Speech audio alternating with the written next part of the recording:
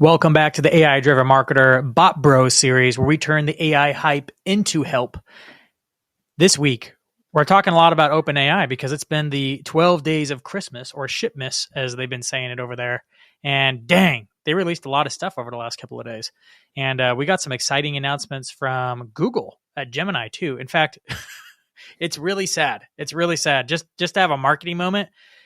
Google released some freaking stellar stuff yesterday, like really cool stuff, totally overshadowed by OpenAI's announcement about the Santa voice and their other feature. We'll get into that in a second, but it was just really sad because I'm like, yeah, you know, you're the category king when you have like a little tiny update and it overshadows your competitors, like huge, big announcement of everything altogether. It's wild. Go Santa Claus.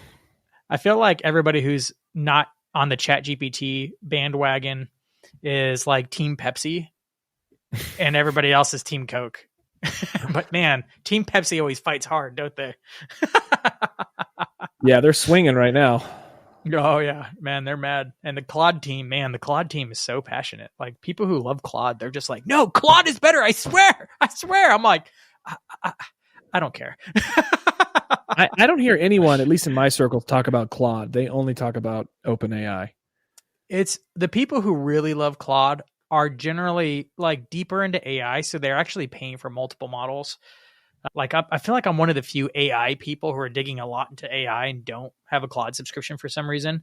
And the people who are like writers that aren't so romantic about writing that they're not using AI. So they like the writing better from Claude.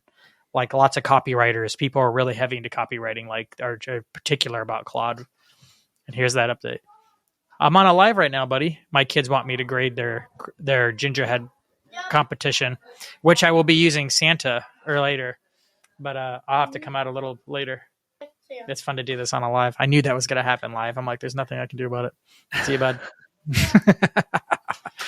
I'm excited to talk about it. I'm glad that interruption happened because I'm like, I'm going to be using an AI tool to grade this thing.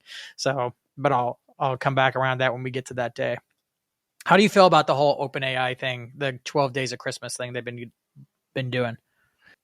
Honestly, people love seasonal things. So the fact that they're pairing it with this, probably the most popular seasonal time in America, at least for Christmas, it's pretty ingenious. So people are sticking around to see what's being released every single day. I'm impressed that it's 12 days. That's a lot. Like you have to be swinging a lot with some good stuff for it to be 12 days long. 3 days, 5 days, but 12? Dang. Some of them, it's funny when they announced it, they're like, yeah, some of these are going to be big gifts. Some of these are going to be stocking stuffers. I'm like, okay, some are going to be little announcements. Wednesday was definitely a little announcement. We'll come back to that. But everything else, I'm like, I don't know. As a frequent Chat GPT user, right? These are all a big deal to me. Like all of them. I'm like, I love them all. But let's dive into it. We'll break it down day by day. Last week we talked about, they kicked it off with the O1 and we were recording Friday morning. This time we moved it to Friday afternoon so we can get a fuller range of what they did. So we talked about O1 preview. Very cool. But that Friday, they rolled out one of the stocking stuffers, in my opinion, because it's for developers, the ability to fine-tune models on the back end for their when developers are working with the API and working OpenAI into their own tools, which a lot of people have actually asked me, like, Dan, how do we, is it better to like, how do we build a custom thing to act like me, to be like a consultant or whatever the heck it is? And actually, right. I'm like, well, you could build a custom GPT, but what you're actually wanting is fine tuning. It's actually training it on lots of data over and over again and giving it feedback and saying, no, this, not that, not this, until it becomes kind of a customized version of Chat GPT that's more in tune with your recommendations and model and process. You have to hire a dev to be able to do that for you, but it's out there for marketers who want to be able to build something like that, like a customized chatbot that's not knowledgeable about all your work really well, not just because you've loaded up a couple of docs. That's available. Apparently it's now easier and faster to do that. So cool. If you want to dive in that deep, I'm not even close. I feel like most people don't even take advantage of like the little things that are there right now. True. Monday, Sora came out, which unless you've been under a rock, you've heard about that one because they're still talking about it. Yeah, Sora is a big deal. And for those listening that still haven't heard about it, it's the OpenAI's generative. I guess it's not generative. It's just video creation from prompt. Yes, generative. Oh, great. Generative. As far as how I understand generative to be. Oh, good. I was like, do I understand the word generative? Yeah, it is generative. I think I was thinking Photoshop generative fill, but that comes from a pre-existing video. So, yeah. But yeah, I guess it's generative fill from prompt.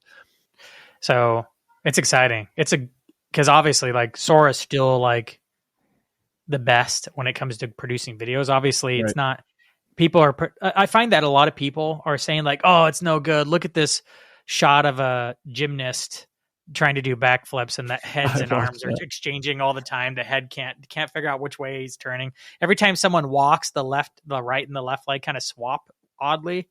Like there's these little weird oddities about it, but I'm like, yeah, but guys, this wasn't even on the radar a year ago. You got to stop thinking about where it's at now and start thinking about where it's come from in such a short amount of time. Prepare yourself.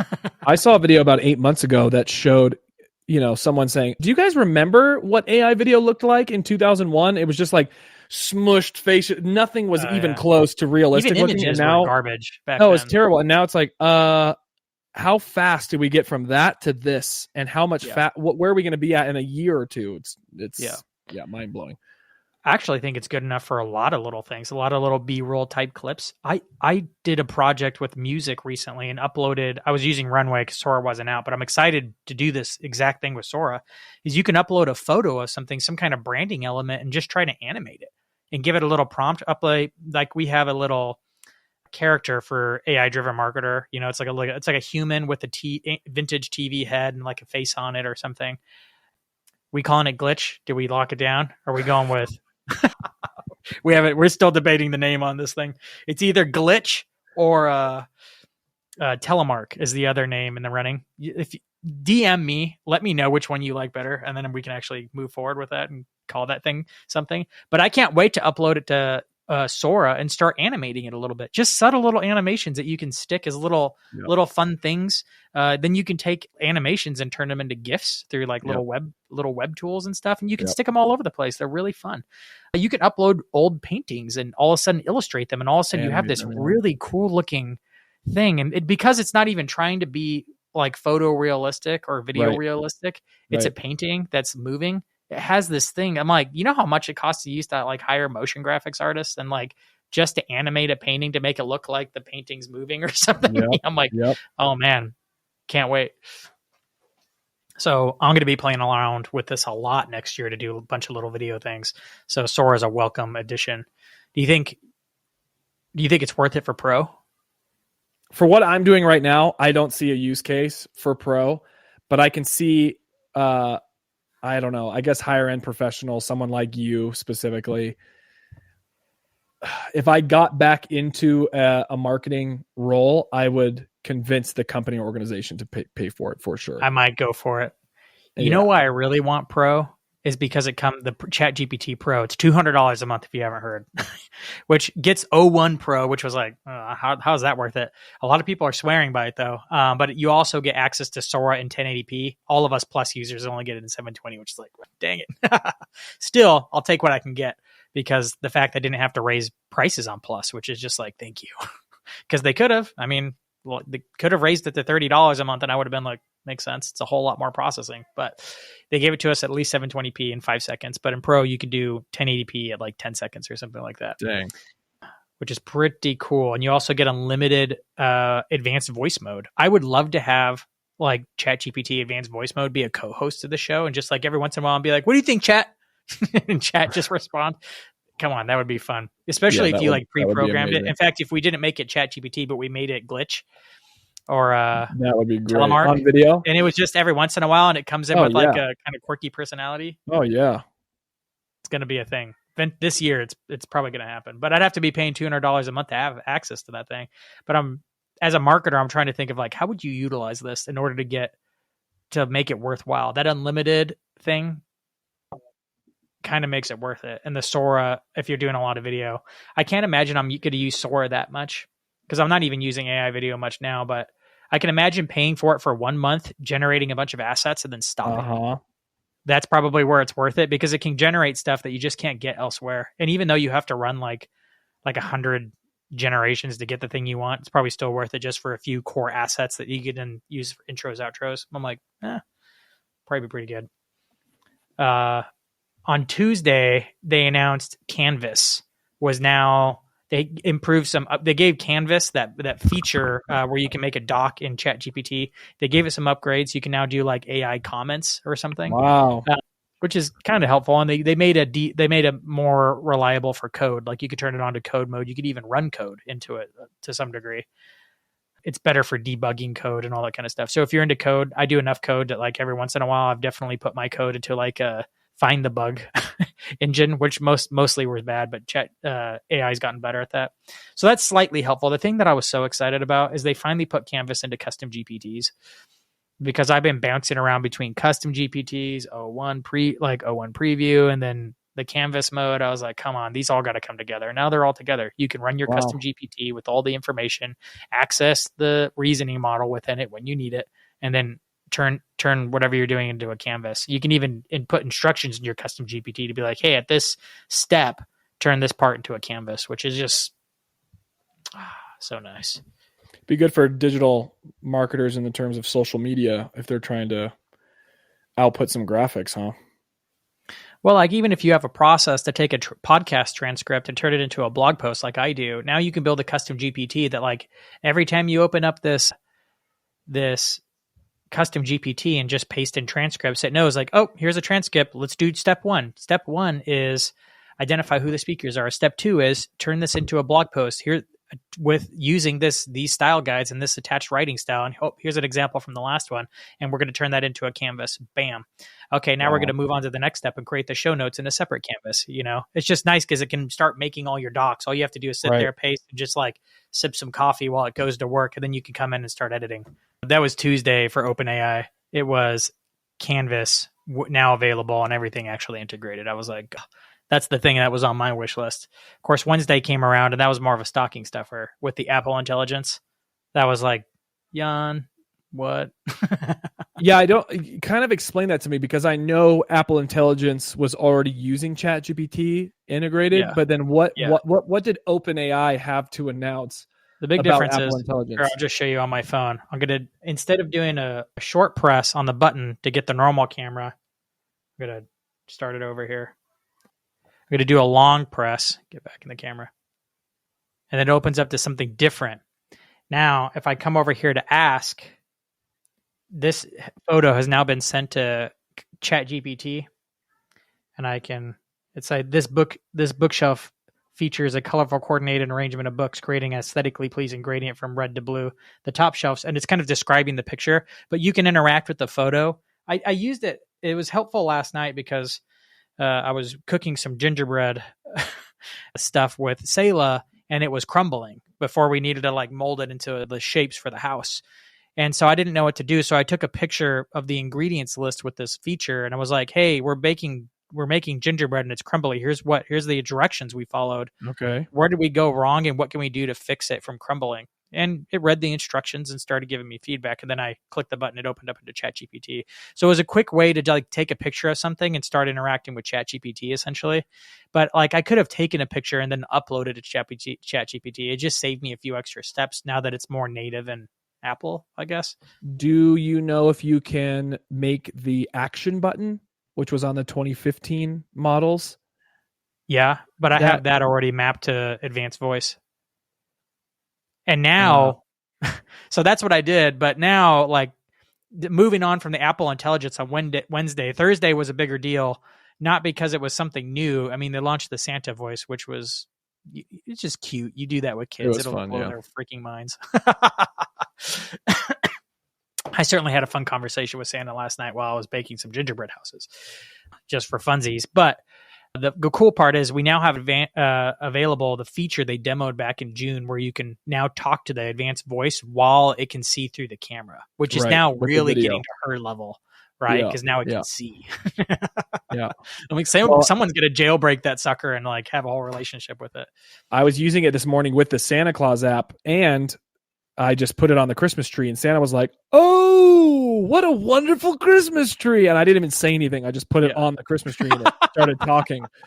And I asked it, will you remember faces? And it said, absolutely. I will remember everyone's face. There's Joel. That was kind of like, that's wild.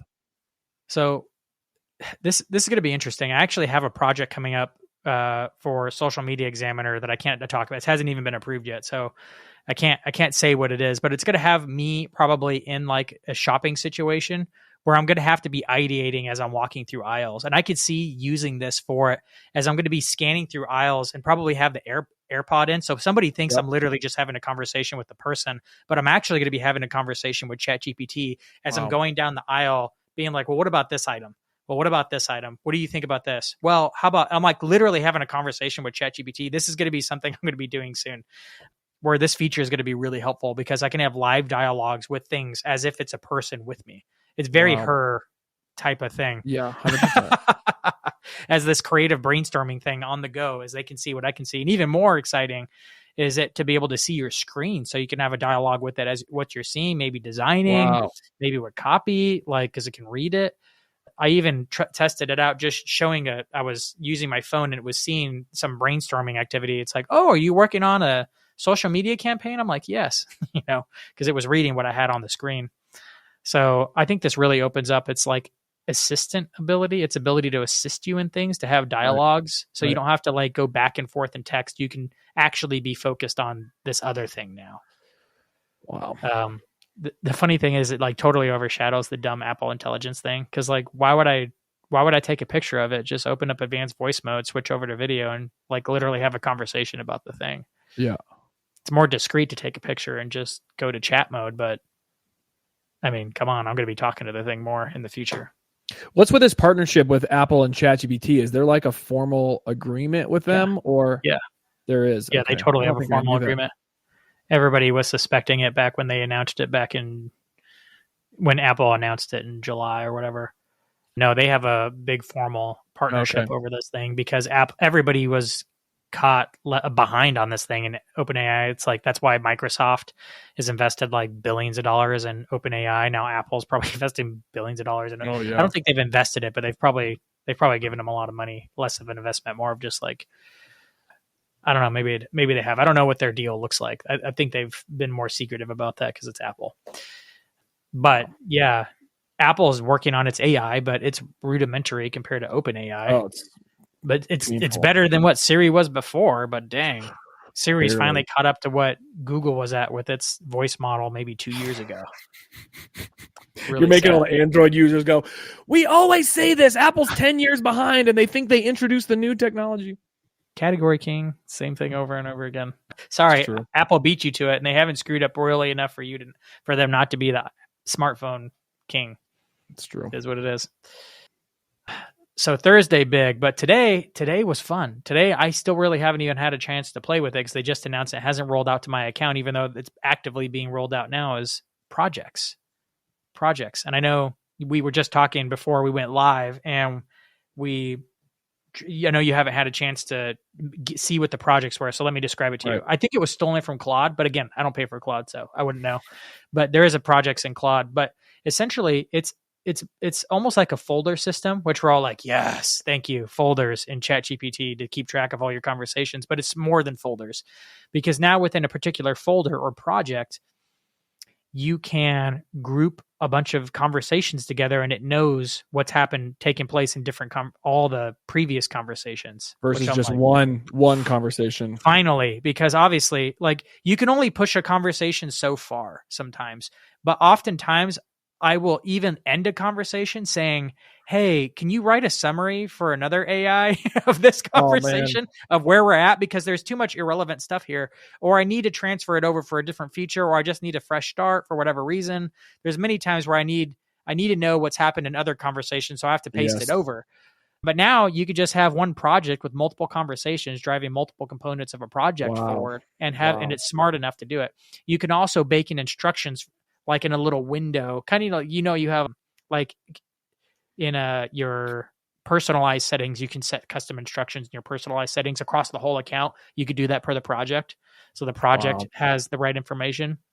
You can also attach files to a particular project, whether it's a text doc or a Word doc or an Wow. Excel sheet or something. Wow. So it's kind of like a custom GPT, but now you can have like in a way, like GPTs within a GPT to be working for you. I'm not actually sure if you can access a custom GPT in this files thing. I hope you can. So you can kind of mix and match if you need to. Because I could see like having a custom GPT that specializes in naming things and a custom GPT that specializes in maybe your company brand. And you have a conversation there, and then you start a new conversation that's been privy to those the naming stuff and the things. Yep. You know what I'm saying? So like Yep. I could really see this being like a big workflow game changer. Maybe I'm already using it in this way where I'm like referencing chats back and forth, Right. and I just have to copy and paste. So for me, it's very intuitive. A lot of people have been complaining that no one's going to know how to use this. But I don't know. Do you see yourself using this? I was trying to think through applications of what and how I could use this. I was thinking of, my wife and I have just been thinking about, man, if we bought a business, what would that look like? And so I was trying to figure out how to utilize projects, and projects that I've managed before when it comes to a marketing campaign, an end of year fundraising campaign. Like, okay, how would I utilize conversations that maybe even happened over Zoom, taking the transcript and just keeping it in the project folder for Chat GPT, so that when I need to go reference something, whether maybe from conflict, it's like, hey, did you actually say that? And then we can go look at the transcript, and Chat GPT can find that immediately. Yeah. Because there's so many things that it's a he said, she said game. That is a more negative way to think about it, but also on positive, like, hey, when were the dates? Chat GPT, what were the dates again? And then I don't have to wait a day or two for the email to get answered, all that stuff. So that was my first processing of how the projects could have been utilized when I was managing huge campaigns. So yeah, in the future, I'm sure I would utilize it. I want to swing back around to this idea of Chat GPT creeping up into like essentially a docs space, because I think that's where it's going. It's starting to set infrastructure to essentially compete with like a Google Workspace or something like that. Let's swing back around that, because I want to cover the Gemini. Gemini also launched yesterday, a major update. And I haven't even, there's so many bullet points because they went all in on one, unlike ChatGPT, which I think smartly is breaking it up into multiple days and letting each one hit individually. It's having a bigger impact. And it's allowing me time to really think through all the little things. Because, if you announce like 20 different things, like chances are you're going to remember the two and forget about some of the little ones that were actually really cool. This way, they're giving it some breathing room in between these little updates and breaking it down. But Google didn't do it that way. Google did it the more traditional way of just like launch day. We're going to announce everything. I actually only have 3 things that I even know they updated. I actually think there's like a list of 12, or more. Like there's a lot of big things they announced. But even some of the ones that were really cool that I just saw on X, people posting about it, because again, it's totally overshadowed by ChatGPT, which is what I'm paying attention to, because that's what I use. You can now upload photos to Gemini and be like, hey, I saw a use case where someone's like took an old car that was like a little coupe, like a vintage one, turn this into a convertible. And it did. And it looked like somebody had photoshopped it, because it looked like that. It was the same car, same position, but the coupe part had been taken out, the wall restored behind it. And it looked like someone had done a content aware fill, gotten rid of the top, and like actually prompted it off. Wow. But just through, like, as if you were working with DALL-E, like it was super intuitive. Wow. I saw a bunch of little use cases of people saying like, hey, get rid of that blanket off the couch. Hey, can you remove this thing from it? And it was intuitive. It found the thing and did the action. Oh. I was like, oh my gosh. Wow. So much like stuff. Like if that continues to develop down that way, you're like, yeah, rest in peace, Photoshop. Like imagine we're getting to the point where it's like mix advanced voice mode in that, and you're just going to be having conversations with your designer. Oh, yeah.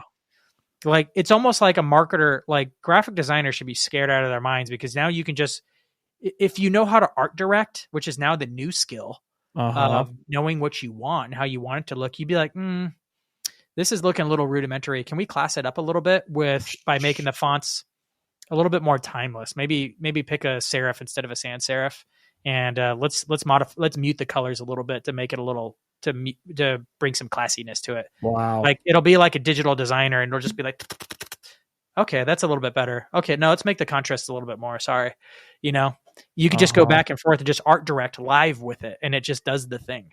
Can you imagine that? No. Dude, that is just around the corner. Because right now it's not good with text and stuff, but dang, like we won't even need editable tools because it'll just make the thing.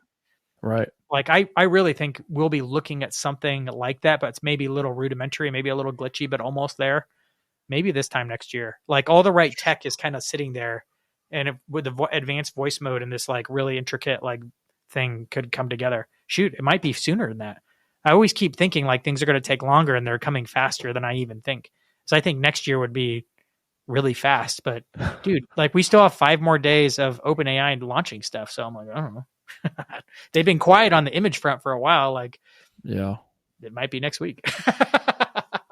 I was thinking of like photographers who shoot weddings, maybe not weddings, but even like personal family photos. So now you could just say, you take one family photo and plug in that photo and say, hey, I need about 200 other photos with similar backdrops, but different locations, different poses, sitting on the ground or whatever. And they basically just create your family in a myriad of shots from one crappy photo. Say, I want it shot from a Canon or a Sony, and then it just makes your whole.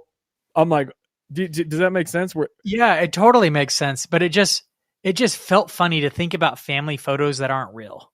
I know, but you were saying it. I'm like, yes, but I don't know if I would do that. Maybe in like little fixing cases, like you take 20 photos and nobody smiled, and like everybody wasn't like, there was always somebody with the bad face in one. I'm like, okay, fix that person's face to look more like one of the nicer pictures and go back through, or even just fix the one face and make them smile. Or like you missed the one person because they were the one taking the photo, just Photoshops them in from a reference photo. Like I've literally a lady asked me to do this in my church recently, and she's like, can you Photoshop my grandson in? He was supposed to be there, but he wasn't. But we have a photo of him in a similar field. And I was like, sure. And it took me like an hour of like, fine tuning it and the shadows, and it looked good, but like it took me an hour to do it. Like that makes sense. But like for a marketing campaign, it makes sense. Like, okay, I love this family. I want a whole shot with them in the product, all the different angles. I don't care. I'm not romantic about it. But like from a family perspective, I'm like, me holding a baby and having a fun moment never happened. Dude, that's going to screw with people. If we actually start doing that and we're like looking back on like our childhood, like think about how many of your memories are reconstructed because there was a video taken of that time. Yes.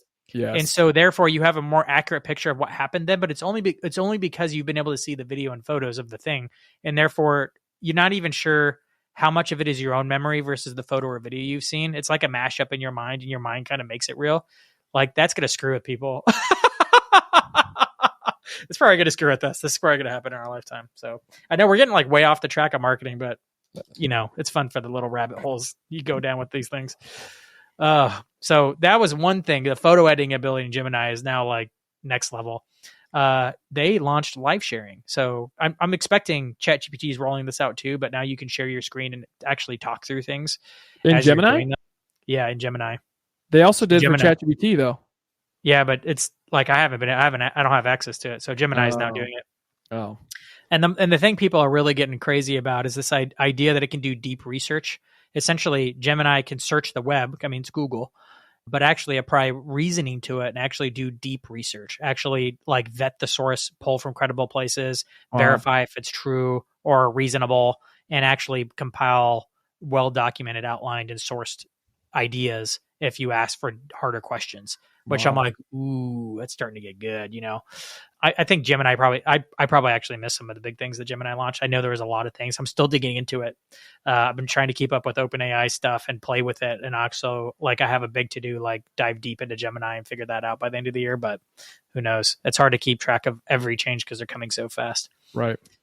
I think the big conversation becomes Gemini. I've had my eyes on for a while because Google's an ecosystem, especially a work ecosystem with Docs and like all the YouTube stuff and Gmail, like it's in chat and meetings and so many different things. And it makes sense that like every company is going to have like a base, I think needs to have like a base AI they use that can share custom GPTs with, or gems they call them in Gemini. And it just makes sense that like Microsoft Copilot and Gemini are the ones that will be that. Chat GPT doesn't have access to all the files for it to be like a true collaborator across all the different information. And that's a problem for Chat GPT. Yet it looks like Chat GPT's with this projects thing and the Canvas thing is starting to head into this place where they might want to start competing with Gemini. A lot of people are speculating that this is what is making their relationship with Microsoft a little bit more contentious because it's getting out of the AI space and getting more into like the office workspace. Wow. We'll see what happens, but I'm here for it. And is there any talks about Meta and what they're trying to do with AI? When they launch a new model, it usually gets mentioned in the newsletters that I read. Like, barely. oh, Meta launched a new model. It's so cool. Look, it caught up to this part of Chat GPT. And then it's crickets. Nobody uses it. I got to imagine someone's crushing it with it because it's like the best open source model on the market. I know Facebook is Meta is changing its perception in the market because everybody like hated them for a while. So it's definitely winning back their perceived coolness and credibility amongst all the tech companies. But other than that, I don't know anybody using it. I know they're using it for all their internal products. But I mean, even Amazon, I just found out Jeff Bezos is back in Amazon, but he's not as the CEO. He's spending like 90% of his time taking over all the AI projects internally in Amazon. Really? Yeah. I'm like, there you go. Because he left. He's like, I'm going to go work on the space stuff. And kind of like hired a new CEO and kind of like just, I don't know, like did what rich billionaires do and just kind of like did secret stuff or just spent more time on the beach in his yacht. I don't know. But now he's back working on all the AI stuff. And I'm like, that shows you how important this is, that the guy who started the company is like, no, this is my full-time focus because this is going to change everything. Wow. Every major tech company, except for the only one I haven't heard of is Netflix, which is a major tech company, right? I haven't heard any of their AI initiatives, but they're working on it because they have one of the best recommendations engines that were like old school AI in the game. So right. I'm sure they're working on it. Do you consider Spotify a tech company? Yes, absolutely. Are they working on something? Spotify actually just did a partnership with Google, and they have like how Spotify does the year wrap thing, like end year kind of like little graphic or story, thing. Yeah. So they're partnered with Google's Notebook LM to make a little podcast episode about your years of listening. Yeah. So I'm not a Spotify user. I'm an Apple Music guy because I'm all in on the Apple ecosystem. He's like, shame. I am too. I love Apple. Apple Music doesn't. I pay for Apple Music though because I'm like, nah, I'm not paying for Spotify. This is getting off topic of marketing, but Spotify is like the Apple product of iPhones. Like, no one uses Apple Music. Like 1 out of 10 people. Yeah. I know. I'm still in the system. I have all Apple products in my home. I don't have a single other device. That's the only thing I do. All right. Well. But yeah, you can get a year-end wrap for your Spotify, and you can have my album is now on Spotify and Apple Music. So let's go. If you want to go and listen to Salter, it's there. I love it. I'll earn a total of 20 cents over the album's lifetime. It's amazing that someone who's a non-musician like me can actually get an album in Apple Music and Spotify, and it actually sounds kind of good. So go AI. Crazy stuff. All right. So OpenAI still has 5 more days of Shipmas. What do you think's coming next? I think you already dropped a little hint with the photo generative fill. They're gonna drop something that's gonna be better than Midjourney and hopefully the rest of them. They already hit Sora, which is, I thought that was going to be the finale. So Sora is so realistic looking that I'm like, how come their image generator isn't even close to what their video generator? Surely they're holding that back. Maybe they'll finish with that. Maybe it's Monday. I don't know. You would think they would have started with photo because video is such a more complicated. They have DALL-E. I mean, that was I know, but updating DALL-E because DALL-E's not great. So they would have started with, "Hey, we've upgraded DALL-E. Look what you can do now," and then release Sora because it's such a more complicated generative application. I mean, at the end of the day, video is just like 24 screen frames in a second, right? So it's really just a bunch of images stuck together. So surely they should be able to like just literally pull the images from Sora, and then you'd have a better image maker. Yeah. So that's a good one. What else do you think is coming?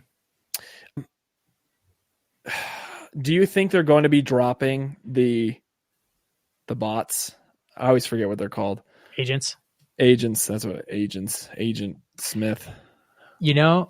Sam Altman has talked about it.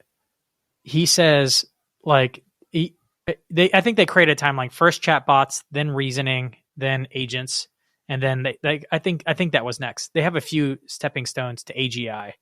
And one thing he said is like the time distance between chatbots and reasoning was longer than we thought. But once you get from reasoning, the other steps happen much faster. But I'm like, they just took one out of preview a week ago. So I'm like, you think they're going to, I don't know. I think it's a little soon, but they might. I don't know. I think the big thing most people are waiting for is Chat GPT 5. I'm not even sure what that means necessarily, because it seems like everything's so good already that I'm like, I don't know how it could get much better. Agents seem like the only way. It just seems like the next big release, but maybe that's in ChatGPT 5. I mean, if they drop Gemini talked about it being agentic, and I was kind of like, whatever that means. So that's what that was the one I missed, as they released the agentic model. But I don't even know what that means, because maybe, I don't know, it's Google. So if it can go across all these different sites on Google and Google's apps, then I don't know, it could probably get some serious work done. Right. It's a lot of different tools it can have access to if they pull it off right, but who knows? Any other guesses? I have none. Those were the only ones. The photo and agents. I think some smaller things that I was thinking about is next week we might see like a spreadsheet thing. Again, I'm predicting that they're going into this. It seems like they're going to this docs, which the next logical thing would be like some way to edit tables, because it already makes tables relatively well, but it would make sense to have some kind of like table editing thing, maybe with some light formulas in it. That's a guess. I think we'll probably see some more developer tools next week that will be like, oh, nice for devs. Cool. Stocking stuffer. I'm really hoping they launch a larger context window. Because right now there are situations where I get into as a marketer where I like OpenAI's thing isn't long enough. Like if you did a big survey and 2,000 people filled it out with qualitative data, like and gave long answers, too much information.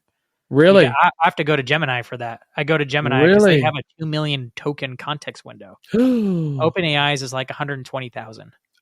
Wow. It's about 100,000 words. So it can handle a pretty good sized book, versus Gemini's can handle like the whole Harry Potter series plus. You know, it's a lot. Wow.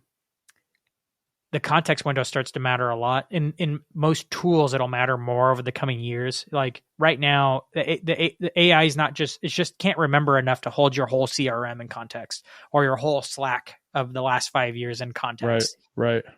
But it will be eventually. And when it does, like imagine when you're like, what did we talk about 3 years ago? You're like, well, you guys talked about it a little bit, but it was kind of broken. But here's a summary of like the little bit of fragments of stuff you talked about 3 years ago. I remember that being different. That'll be freaking awesome. Imagine when it can actually predict when things are going off the rails, because it can see the company steering this way or that way as a whole based on conversations in Slack and email. I mean, that's a little bit Big Brother too, but you know, it's really Big Brother, but we're going to be so reliant on. Yeah. Hey, chat. Are we going the right way, or? The CEOs are all insecure. How do people feel about my leadership right now? Can you craft an email that would get them back onto my side and tell me how it did? Oh my gosh, it's funny. Dude, probably a reality not far from now. But as far as a marketing perspective go, I think the context window starts to matter a lot when you're starting to crunch big numbers and get more data. Totally. So I think we could see that next week. I think we can also see it like Anthropic launched the ability to have AI control your computer. That was back in September. It was very rudimentary, kind of buggy, kind of didn't work well, but it proved that it could work.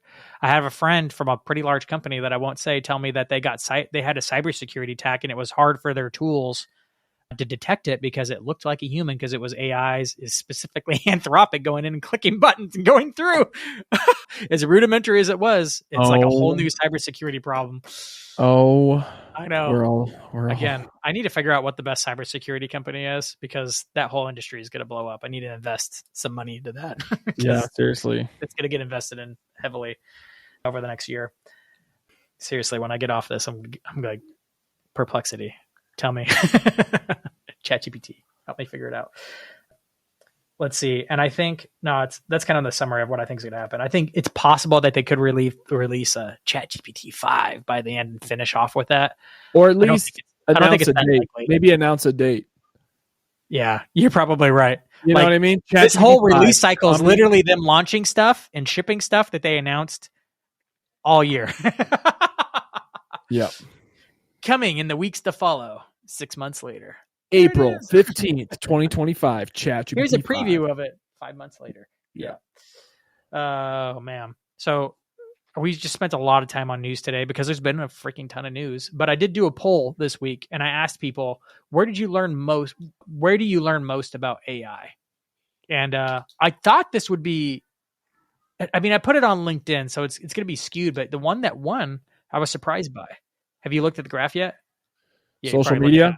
Social media. That's social media was the winner for people. Now, I posted this on LinkedIn, so naturally, like if I'd posted on YouTube, like probably would have tipped towards YouTube. You know what I'm saying? So I'm taking that with a grain of salt. But right behind it was YouTube, which makes sense because it's where I think a lot of people go when they want to learn how to do some things. Like, show me the steps. It's going to be YouTube. Lots of podcasts and lots of other. And in fact, other beat podcasts. And the most common others were like courses and newsletters. Weird.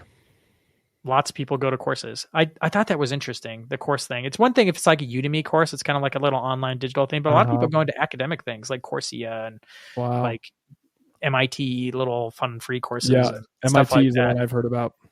I haven't taken a single one of those courses, and I can't imagine them being that good.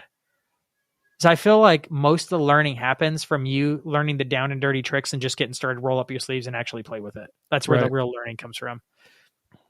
In fact, I saw a meme just today where it's like some person languishing, like oh, is Buzz Lightyear like all the years at Academy wasted? And the caption is like, when marketers find out that 99% of what they need to know about marketing was on the job. I'm like, truth, because college courses. I think we probably forget the important lessons in college courses, but I haven't found courses to be particularly helpful with AI, but maybe I just haven't taken them, so I don't know. But I don't see anybody crushing it with courses, coming out and being like, look what I learned how to do in a course, and then showing something really cool. True. Never ever have I seen a really cool case study of something cool done and said, look what I learned in a course. No, it's usually a YouTube video. Yeah, or I saw somebody else, like the whole music thing. I think even just a few weeks ago, we previewed somebody came up with a rap, and I even showed it here on the pod. And I got it in my head. I'm like, I think I could do this. I wonder if I just take some like open source Bible and just use that as the lyrics and see if it can make it. And it did. And then I put out a whole album, got it, and walked through the process of getting it up on Apple and Spotify and all that kind of stuff. It's a fun little project that to kind of get start working out my muscles around AI music to now I need to work for marketing is what I need to do. But you have to get your hands dirty. So, but it is interesting. Most people are learning from social in little bits and tips. Yeah. Where are you learning the most right now? Oh, social media for sure. Really? Instagram? Yeah. Just for people, a lot of people using it as content. Not on IG at all. Yeah, people using it as content to show what's possible, how they've use cases. Interesting. I actually one of the influencers that I follow, smaller influencer, she was like, she was honestly bashing on college course marketing because she's like, in college they still won't teach you about social media marketing or influencer marketing, and they call it fads. They don't want to teach you about that stuff. Which that's not true. Yes, they do. Well, they did in my textbooks, and I took it back. Did they? Yeah, absolutely. He started talking about social media hard. The problem with colleges is colleges have to teach things that are like not scientifically proven, but are like have been researched, peer reviewed, and then published and formalized before they can get in the textbooks. Wow. Which just means, but they can't keep up with the rate of change of what works in marketing, right? So by the time I was taking my course in like 2018, 2019 or whatever, social media was in there, but it wasn't the way social media is done now. Wow. But it was in there. She was talking about how AI is going to be changing the game a lot. It probably won't make its way into colleges for a long time. And for the very reason that you mentioned. Now, I think that I went to WGU, which is like this cool competency based. They tend to be a little bit more ahead, but they're pulling from pretty academic textbooks. But now they're starting to make marketing degrees, and this is, I guess, a plug for WGU. But they're like partnering with people like Google and HubSpot, and like they're essentially accrediting their certifications. So you earn an inbound marketing certification by taking all these things, and they're essentially accrediting it, knowing that HubSpot's more accurate around what normal marketing looks like now, and it's not wrong. They've been doing that in the IT space and taking like all the IT certs and just like essentially giving credit for them in groups and curating them. But now they're starting to do it for marketing. With all those different certs, and certs don't count as much in marketing as they do in IT, but still it's more accurate. Totally. So some of them are thinking ahead, but you're probably right. Most of them are behind.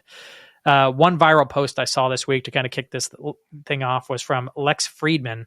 He said, I regularly use AIs. And he's like, Chat GPT for programming, learning, planning, Grok for learning, news, fun, and free speech, Gemini 1.5 for working with huge text, which is accurate. I'm like, it's all I use it for now.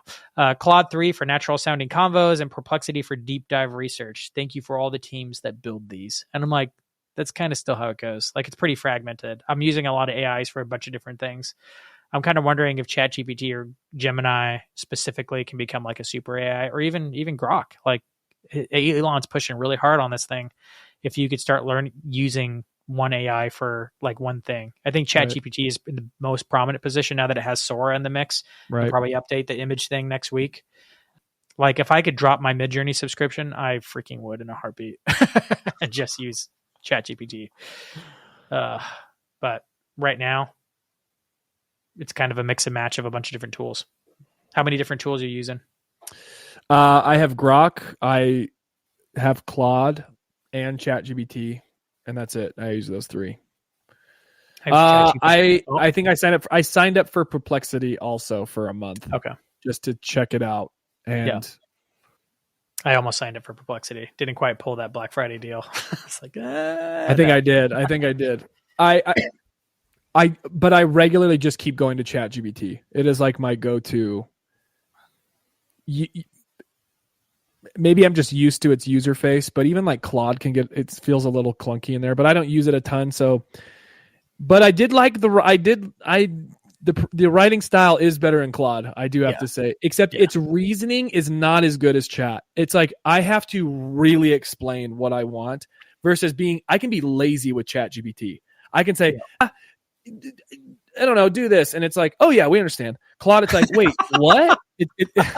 It's not its reasoning capability is not even close to ChatGPT. I can be so lazy. Anyways, those are kind of some of the minor differences I've found with them. I'm in ChatGPT. Now I'm in Suno. That was one Black Friday I did get for the Suno. AI. Oh yeah, the music. Yeah. And the only other one, Midjourney.